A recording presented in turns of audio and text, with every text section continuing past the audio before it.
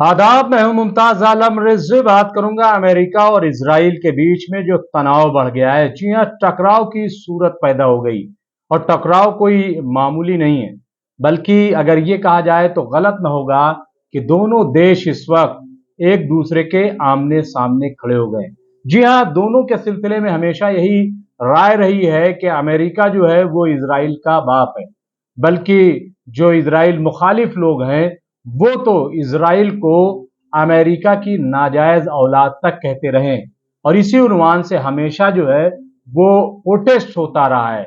तो अब ये दोनों आमने सामने खड़े हो गए हैं, दोनों में टकराव बढ़ता गया है और हद ये है कि अब जो इसराइल के प्रधानमंत्री हैं, वजीर आजम हैं बेंजामिन नेतन्याहू, उन्होंने अपने तमाम कैबिनेट के मंत्रियों को ये हुक्म दे दिया है कि वो बगैर उनकी इजाजत के किसी भी अमेरिका के एम्बेसडर से मुलाकात नहीं करेंगे। तो ये अपने आप में एक बहुत बड़ी बात है और दरअसल ये 29 मार्च को एक बयान जो बाइडन, जो कि अमेरिका के प्रेसिडेंट हैं, उनकी तरफ से आया था, उसके बाद से ये टकराव बढ़ गया है और ये इसकी दो वजह आपको पता है कि एक जो न्यायिक सुधार के नाम पर एक बिल आया था जो नेतन्याहू लेकर के आए थे, और आपने देखा होगा कि उसके बाद से पूरे इज़राइल में प्रोटेस्ट होने लगे थे। और न सिर्फ ये प्रोटेस्ट अवामी सतह पर था, बल्कि आप देखेंगे तो जो फौज के लोग हैं, जो सर्विस में लोग हैं, वो तक सड़क पर उतर आए थे और लाखों लाख लोगों की भीड़ जो है वो सड़कों पर उतर आई थी। तो ये एक इसके सिलसिले में जो बाइडन ने कहा था कि नेतन्याहू को चाहिए कि वो अपनी जिद छोड़ दें और इस बिल को, जो जमहूरियत के खिलाफ है, जो लोकतंत्र के खिलाफ है, बिल को वापस लेना चाहिए। इस पे मैं और तफसील दूंगा, लेकिन ये एक वजह बनी। और दूसरी बात जो थी, दूसरा जो अहम मुद्दा था वो ये था कि आखिर क्या वजह है कि नेतन्याहू ने एक जो कंट्रपंथी है जो इजराइल में, उसके साथ मिल करके, और जो अरब का दुश्मन है, जो अरब के खिलाफ रहता है, उसके साथ मिल करके सरकार क्यों बनाई। और सरकार बनाने के बाद एक 2005 में एक मुआहदा हुआ था, एक समझौता हुआ था, जिसमें यह कहा गया था कि जो इजरायली फौज है वो वेस्ट बैंक के खास हिस्से से हट जाएंगी और वहां फिलिस्तीन का कब्जा हो जाएगा। लेकिन ये जो 2005 में मुआहदा हुआ था, जब नेतन्याहू की सरकार बनी, पांचवी मर्तबा जब वो इजराइल के प्रधानमंत्री बने, तो उन्होंने इस मुआहदे को एक बिल ला करके खत्म कर दिया। तो इस पर भी अमेरिका के प्रेसिडेंट ने नाराजगी जाहिर की थी और कहा था कि ये तरीका ठीक नहीं है, ऐसा नहीं करना चाहिए। और यही वजह है कि दोनों में ये आमने सामने दोनों लोग आ गए थे। और इससे न सिर्फ ये कि अमेरिका, बल्कि इस इकदाम से, नेतन्याहू के इस इकदाम से खुद अरब देश जो है वो नाराज हो गए थे। और इसकी नाराजगी आप देखिए कि जब ये बिल आया तो 22 मार्च को, इसी साल के 22 मार्च को अमेरिका ने इजरायली राजदूत को तलब किया था और नाराजगी जाहिर की थी।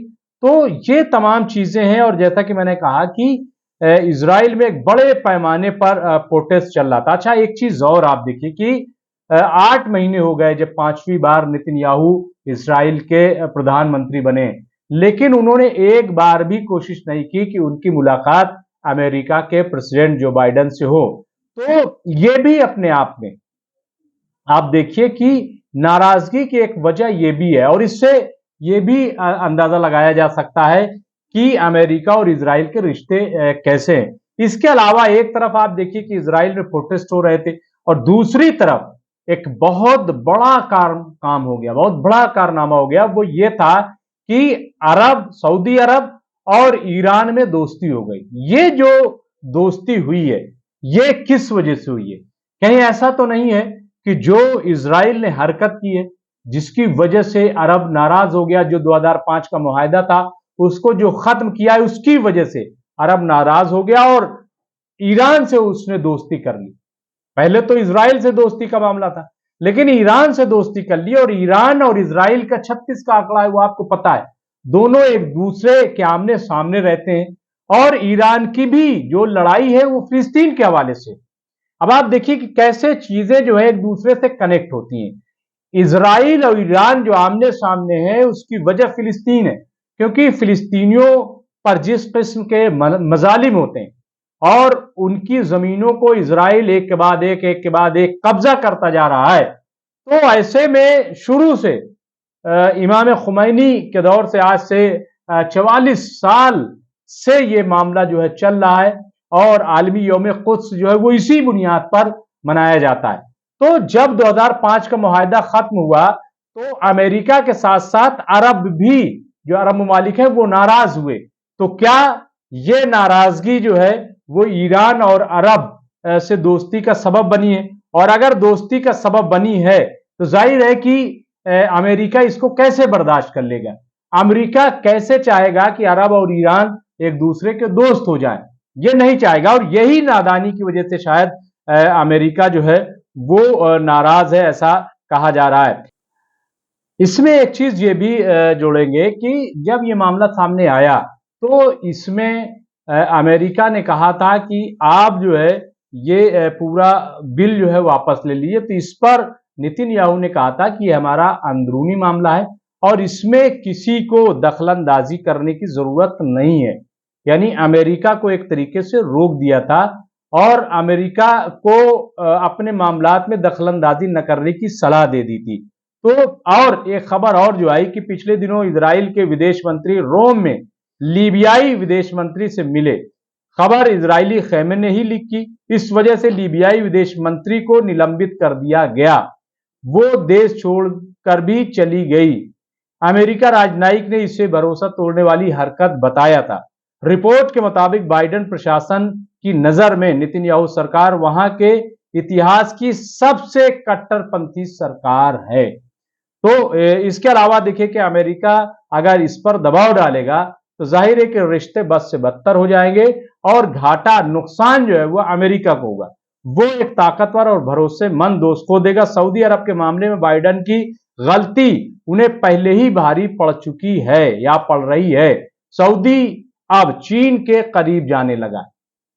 अच्छा, ये क्यों आप इसको मान लेंगे? क्योंकि आप देखिए कि जो ईरान और अरब में दोस्ती हुई, उसके दरमियान में कहीं ना कहीं चीन का बहुत बड़ा रोल है। और जो चीन, ईरान, अफगानिस्तान और रशिया ये सब जो मुआहदे कर रहे हैं, इससे जाहिर है कि अमेरिका को ही नुकसान होगा। तो बाइडेन ने न्यायिक सुधार बिल के पास होने पर नेतन्याहू को खुलेआम इसकी तनकीद की थी।